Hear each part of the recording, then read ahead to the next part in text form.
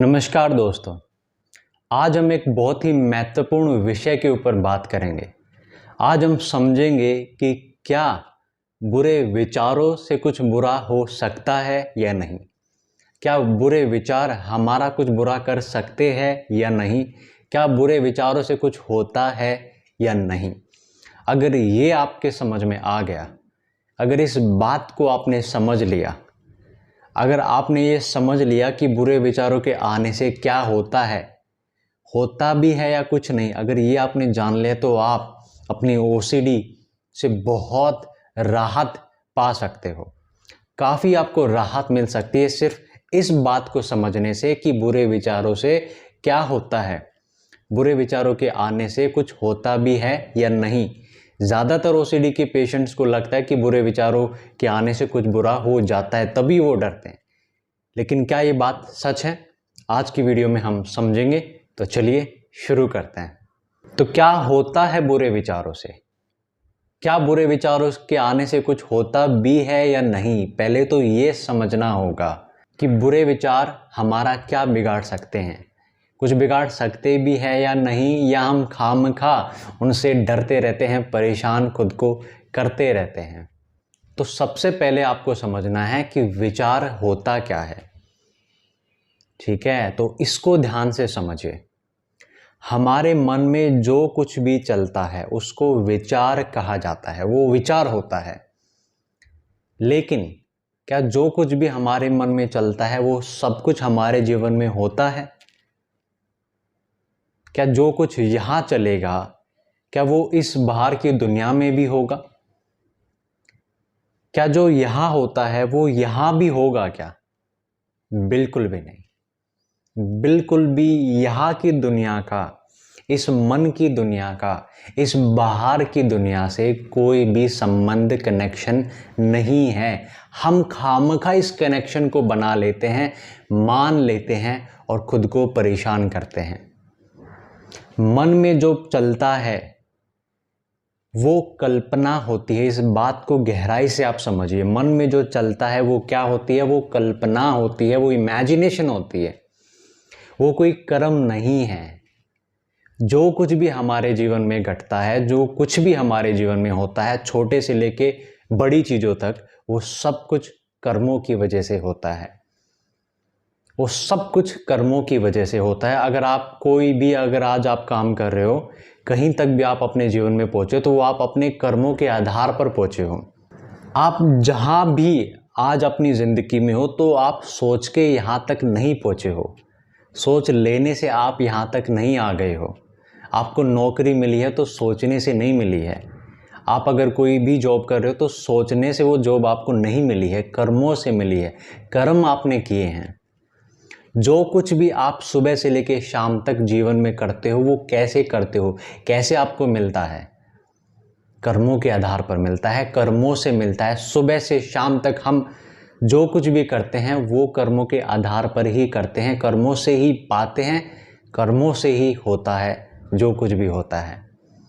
सोचने से कुछ नहीं होता है, सोच लेने से कुछ नहीं होता है, मन के कल्पना कर लेने से कुछ नहीं होता है। तो मन में जो भी कल्पना आए, मन में जो भी कल्पना आए, आपको डरना नहीं है। वो मात्र आपके मन की कल्पना है, जिसका बाहर की दुनिया से कोई भी संबंध नहीं है। आपके मन की दुनिया का बाहर की दुनिया से कोई भी संबंध नहीं है, कोई भी संबंध नहीं है। इस बात को आपको समझना है, अच्छे से इस बात को समझना है, क्योंकि आपके जो अंदर यहाँ चलता है वो कल्पनाएं होती हैं, कोई कर्म नहीं। मन जो करता है वो क्या करता है? वो कल्पना पैदा करता है, वो विचार पैदा करता है। और जीवन में जो कुछ होता है वो कैसे होता है? कल्पनाओं से? बिल्कुल भी नहीं। अगर मैं यहाँ बैठ के कल्पना करता हूँ कि कल ये दुनिया नहीं रहेगी, तो उससे क्या होगा? कुछ होगा क्या? नहीं। अगर मैं यहाँ बैठ के कल्पना करता हूँ कि अभी ये जो छत है ऊपर वो गिर जाएगी, तो क्या होगा उससे? कुछ नहीं। तो कल्पना करने से होगा क्या? क्यों आप अपनी कल्पना को इतना महत्व देते हो, जबकि वो एकदम ही महत्वहीन है, एकदम ही शक्तिहीन है। उसमें कोई शक्ति है ही नहीं, उसमें कुछ पावर है ही नहीं। और मैं लोगों को देखता हूँ वो एक ऐसी चीज़ से डरते रहते हैं जो कई कई सालों तक उनके साथ नहीं हुई। कई कई साल गुजर गए वो किसी एक विचार से डरते हैं, और कई कई साल गुजर गए वो विचार कभी भी सच नहीं हुआ, लेकिन वो फिर भी डरते रहते हैं।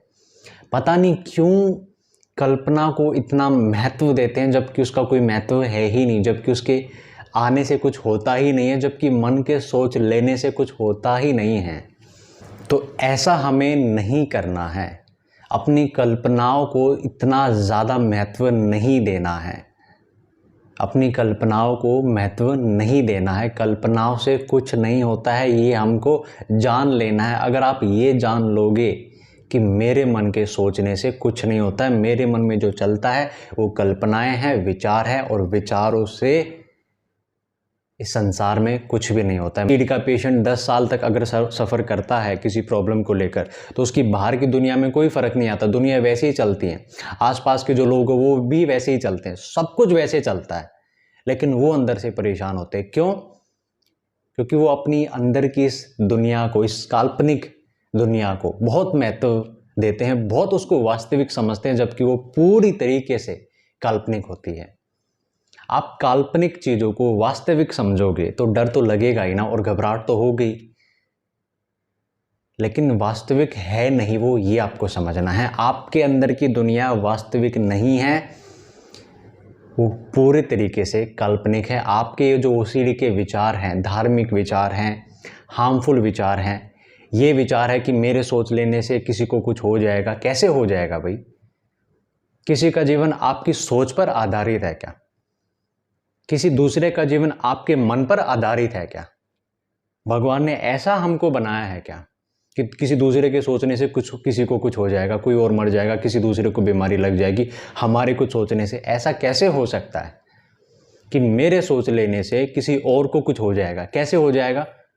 बिना उसके कर्म करे मेरे सोचने से उसके साथ गलत हो जाएगा? बिल्कुल भी नहीं, इम्पॉसिबल है, नामुमकिन है। तो ये बातें आपको समझनी है कि आपके मन में जो चलता है वो सिर्फ कल्पना है, और कल्पना से कुछ भी नहीं होता है। तो अब आप मुझसे पूछ सकते हो कि कैसे फिर संसार में चीज़ें चलती हैं, कैसे अच्छी बुरी चीज़ें हमारे साथ होती हैं? वो होती हैं कर्मों के आधार पर।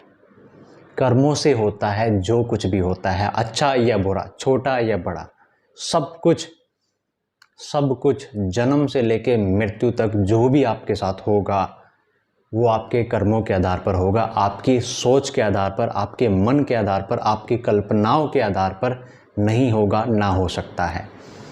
तो ये बात आपको समझनी है और अपने मन से मुक्त हो जाना है। मन से मुक्त होने का क्या मतलब होता है?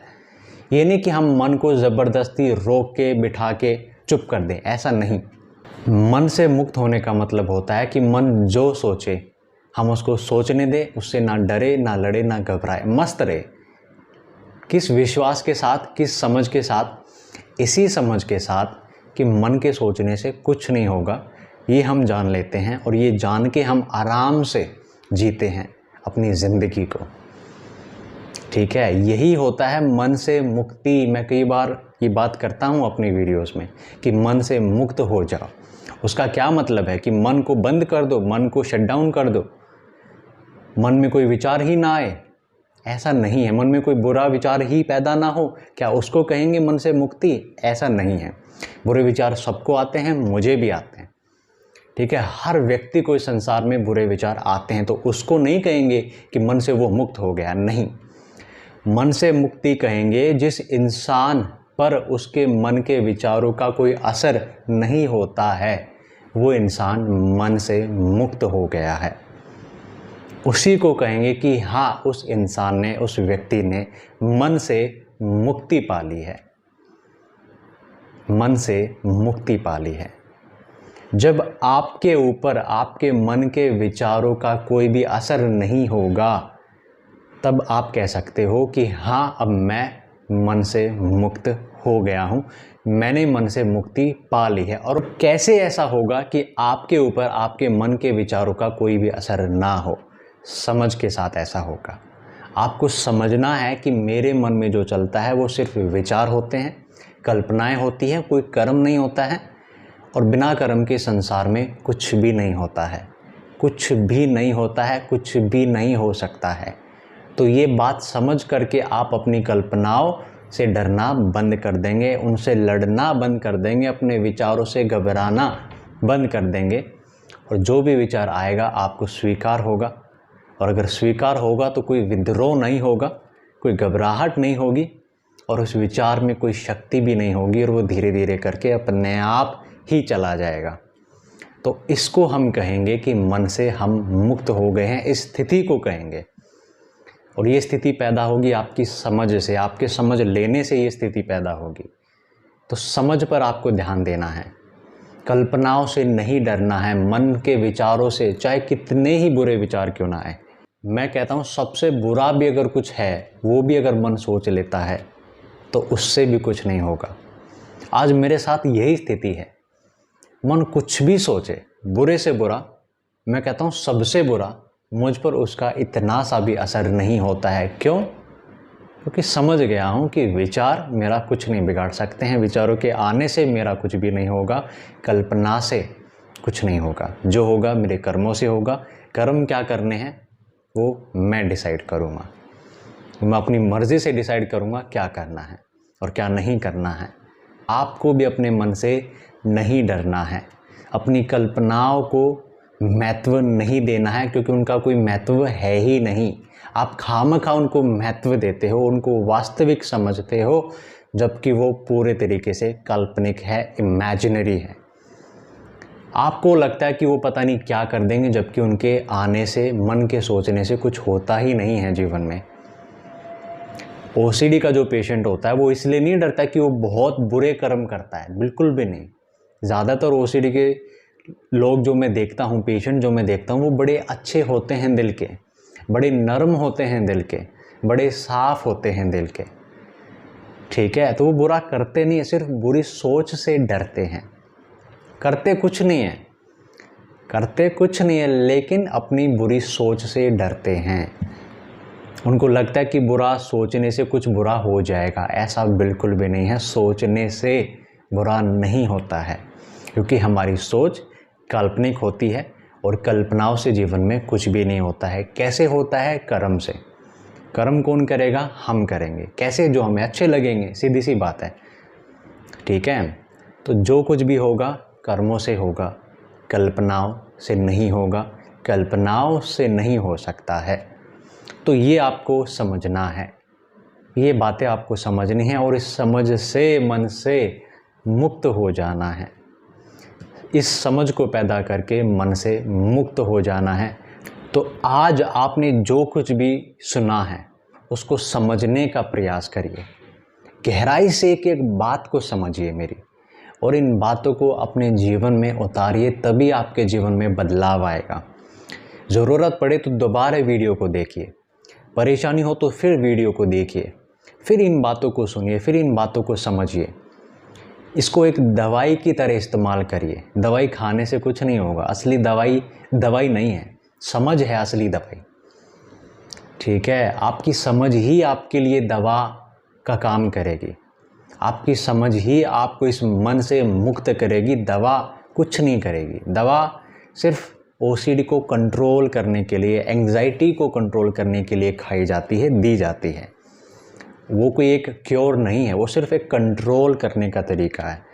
ओसीडी को कंट्रोल करने का तरीका क्या है? दवाई, मेडिसिन, उसको कंट्रोल करने का तरीका है। ओसीडी को क्योर करने का तरीका क्या है? वो है काउंसलिंग।